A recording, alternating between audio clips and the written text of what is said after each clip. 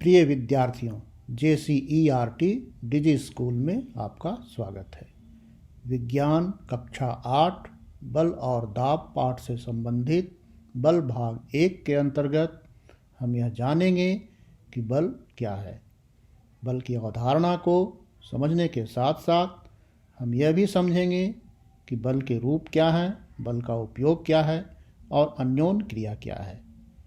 तो आगे बढ़ने से पहले हम यह जानने का प्रयास करते हैं कि अब तक हम बल के बारे में क्या समझते हैं। हाँ, तो बल के बारे में आप क्या जानते हैं? आखिर बल है क्या? इस प्रश्न के 4 विकल्प हैं। पहला खींचना, दूसरा धकेलना, तीसरा ऐसा करने का प्रयास करना और चौथा ये सभी। आपको क्या लगता है? ये चारों विकल्पों में जो आपको सही लगता है उसका चयन कर लें और आगे हम लोग बल के बारे में और विस्तार से जानेंगे।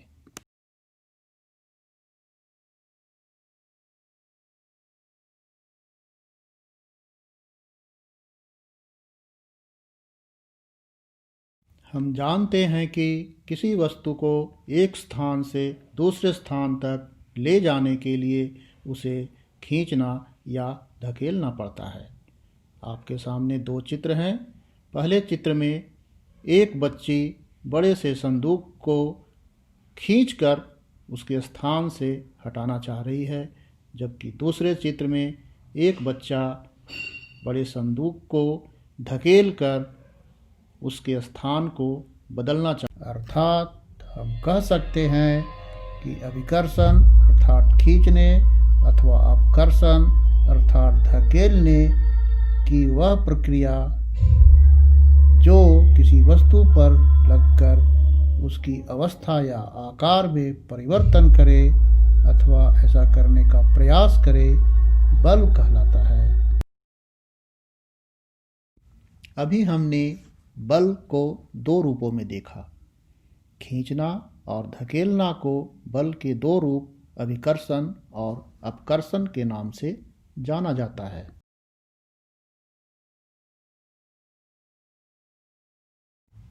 आइए अब हम जानते हैं कि हमारे जीवन में बल का क्या उपयोग है।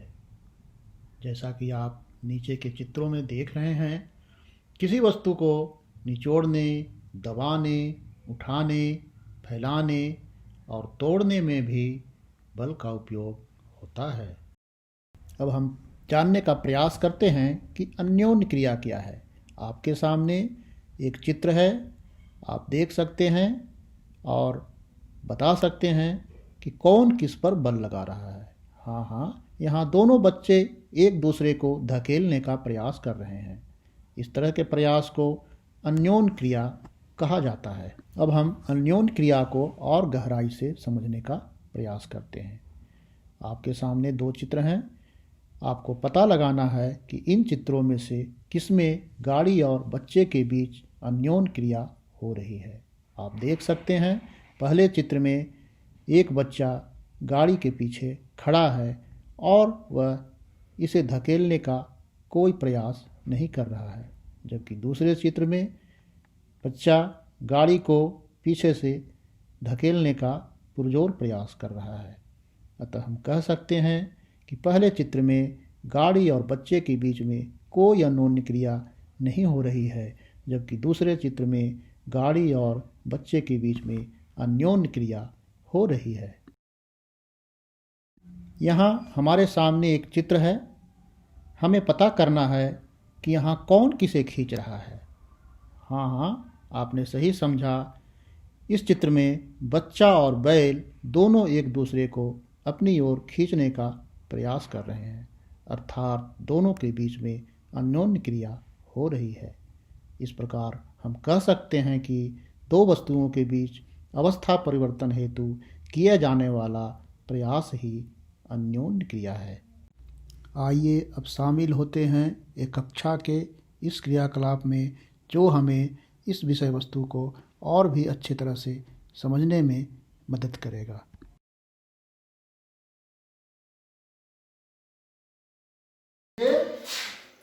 क्या है? पुस्तक।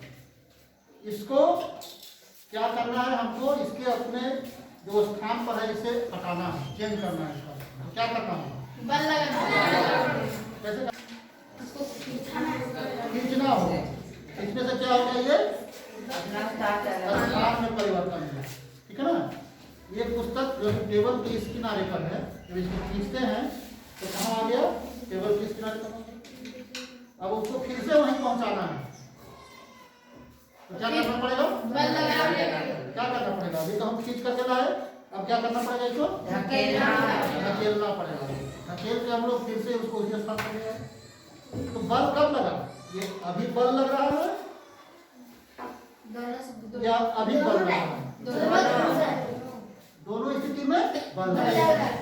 तो इस स्थिति को क्या बोलते हैं, क्या कर रहे हैं अभी हम, खींच रहे हैं। अब इसको तो इसी को विज्ञान की भाषा में हम लोग क्या कहेंगे, एक हो गया खींचना,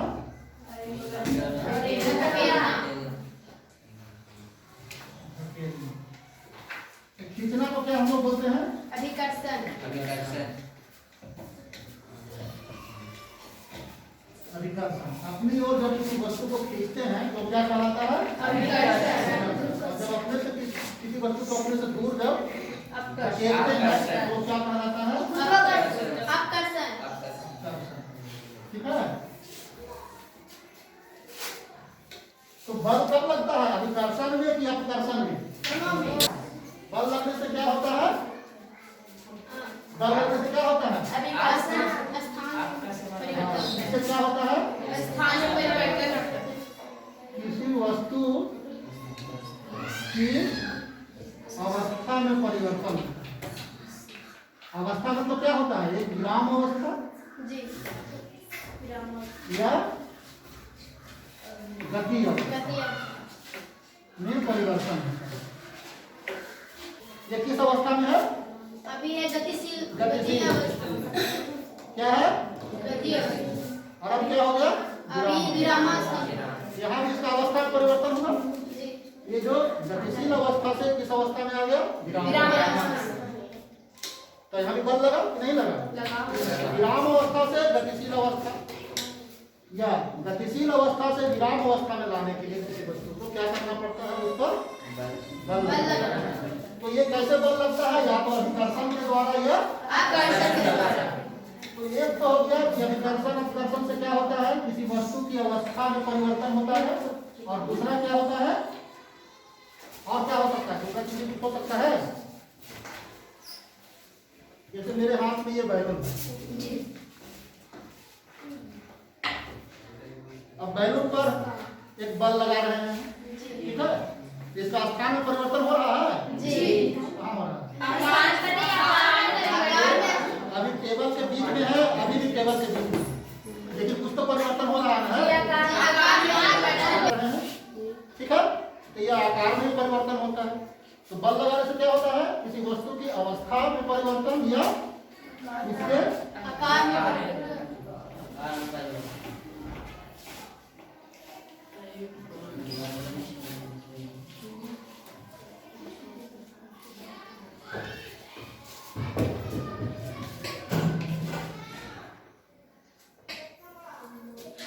और क्या होता है, अब देखिए यहाँ पर एक दीवार है मेरे सामने, इसको हम क्या करने जा रहे हैं, अभिकर्षण की अपकर्षण अपकर्षण कर रहे हैं। दीवार अपने स्थान बदल रहा है, नहीं, अपना आकार बदल रहा है, नहीं, तो क्या यहाँ बल लग रहा है, जी, कितनी बल लग रहा है कि नहीं, इसका मान शून्य। तो क्या होता है, बल लगने से किसी वस्तु की अवस्था में परिवर्तन होता है, उससे आकार में परिवर्तन होता है, या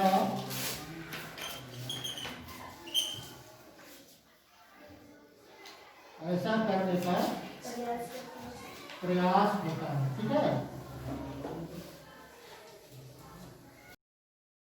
अब तक हमने जाना कि बल के दो रूप हैं, खींचना और धकेलना। खींचना अभिकर्षण और धकेलना अपकर्षण के नाम से जाना जाता है। अभिकर्षण या अपकर्षण की वह प्रक्रिया जो किसी वस्तु पर लगकर उसकी अवस्था या आकार में परिवर्तन करे या ऐसा करने का प्रयास करे, बल कहलाता है। बल लगने के लिए कम से कम दो वस्तुओं के बीच अन्योन क्रिया आवश्यक है। धन्यवाद। यह भाग समाप्त हुआ। अगले भाग में हम जानेंगे कि परिणामी बल क्या होता है, बल किसी वस्तु पर कितने तरह से प्रभाव डालता है और बल कितने प्रकार के होते हैं तथा इन्हें कितने समूहों में बांटा जा सकता है।